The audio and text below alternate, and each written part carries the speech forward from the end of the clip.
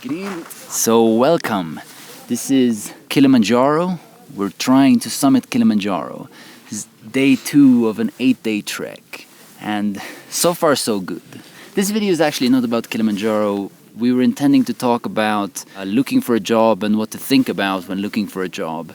And then probably this is the best scenery for anything, so we're making use of the scenery. That's a very good point. So this is Markus. You are a software developer. Your title is a software developer. Your title is associate manager by now, but IT okay. consultant / developer. Right. But like concretely, you develop software. Yeah. And you're working as a consultant, as an IT consultant, and you've been working for the same company for like 6 years almost, I think. Right, which is a super long time. Yeah, it scared me when I realized. So wait, let's just switch places. So yeah, clearly you've now accumulated a ton of knowledge, and so the reason we talked about doing this is that you've actually been working with hiring staff for the company you work with for specific projects or just generally. For my company, I do the tech part of the interview. We do all interviews in threes, so we have like a first meeting where the talent search, as we call that part of the company, where they just introduce the company basically, and then we have a tech interview after that, and then if you go forwards from the tech interview, you go to a partner interview. Okay. And I do the tech interviews. Okay. And I've also done some interviews for clients as well when they've been looking to hire developers. For the client or for the consulting firm working for the client? For the client. Or so interview either consultants from other companies or people they're expecting to hire. But when you were saying you're hiring for a particular client, do you mean you hire someone who starts to work at that particular firm, or they work for your consultancy firm or for the consultancy firm you're working at, but at that particular client, right? No. The second one. For instance, where I worked for 3 years, I helped them hire or interview people they wanted to hire. Even so directly for them? Yes. Okay, that's very cool, right? And so also it's about that. I mean, you're very diverse. You worked in gambling and in the music gambling again. Oh, okay. So very specialized. Yeah, right. And so now in the music industry. Yeah. So a few different sort of areas. Yeah. Okay, but let's talk about hiring actually. So we were talking just now before, and we were saying, okay, let's think about one thing that somebody who's looking for a job should think about when going to that interview, right? And then you were saying, okay, there's something that you would think about when you're interviewing someone, or primarily. What I try to look for when I interview someone is basically gauging their actual interest in the topic of development and learning new stuff, and see a common question I ask them, for instance, is do you do any hobby projects at home? What kind of sources do you use to learn new material? And try to gauge that kind of actual interest in the topic. We don't want to hire someone who find developing to be just something that they do at work. For work, okay. Because I guess you could be in a different part of life if you're more senior hire. Then maybe you're done basically, or you have family life and you don't get much time in. But in general, it's good to show that you actually care about the art of developing and stay up to date and stuff. So like a genuine interest that's not just in order to get paid, let's say. Yeah. Right. Because so would you say this? Oh, sorry. Continue. Because if it's just a work, then you could just as well been like a janitor or something. If it's not something you're really passionate about. Right.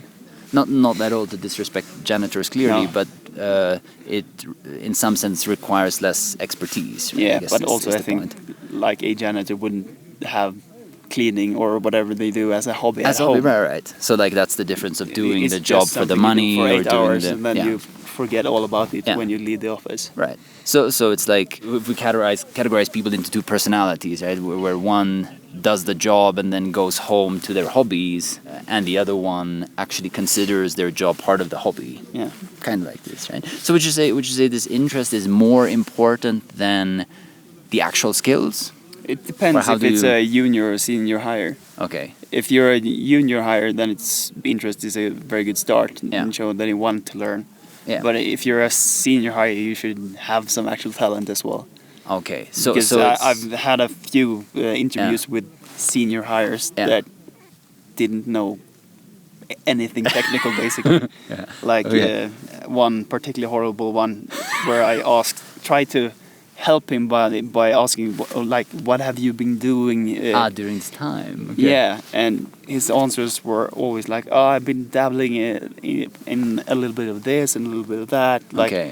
doing some changes in Yeah. going somewhere there." And then when I tried to make him explain something he'd done recently, he really couldn't do it.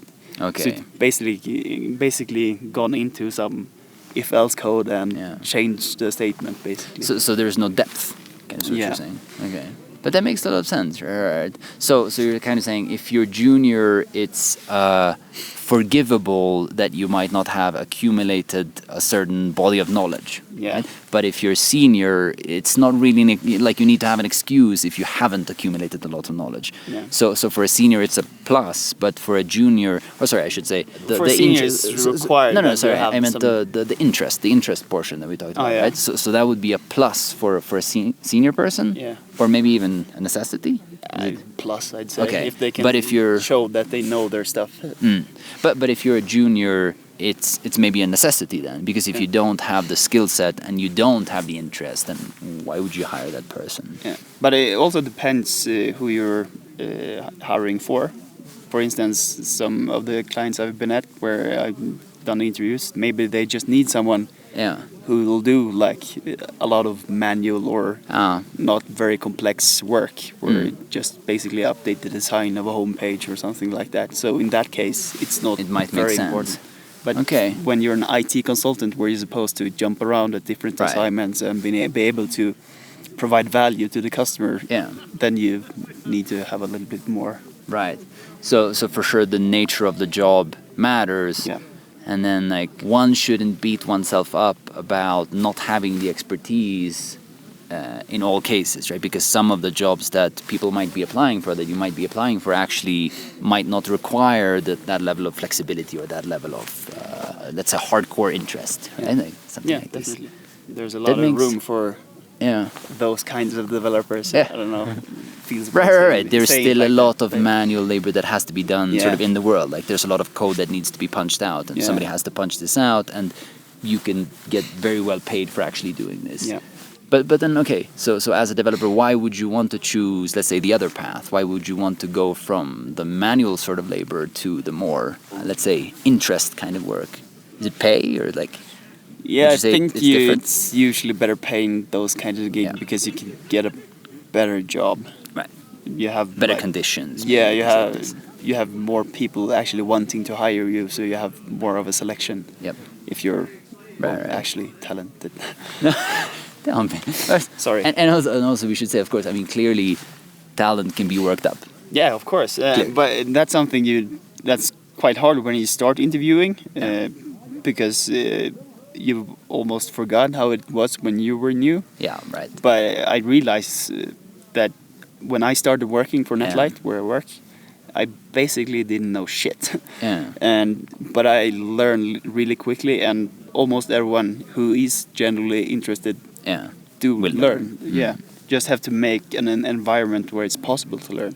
Which is again to the interest point then. Yeah. Right? So maybe in some sense then interest, again, definitely for a junior person, interest maybe actually matters more than the skill set, or Yeah, compensates for a lack of accumulated knowledge and if you're skill coming set. straight out of school, you won't have a lot of Yeah. expertise or practice. Except a few rare cases, I Yeah. guess, but generally.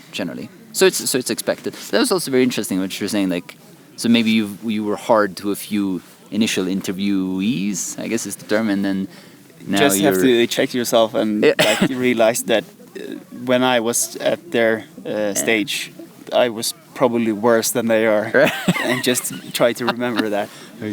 super good. I think we'll cut here and then we'll pick up this conversation some other time, and you let us know if you find this interesting or if you have any more specific questions generally, or maybe to Markus, and then we can talk about hiring again. Super good. Thank you very much. Thank you, And sir. let's I guess climb Kilimanjaro. Oh, yeah.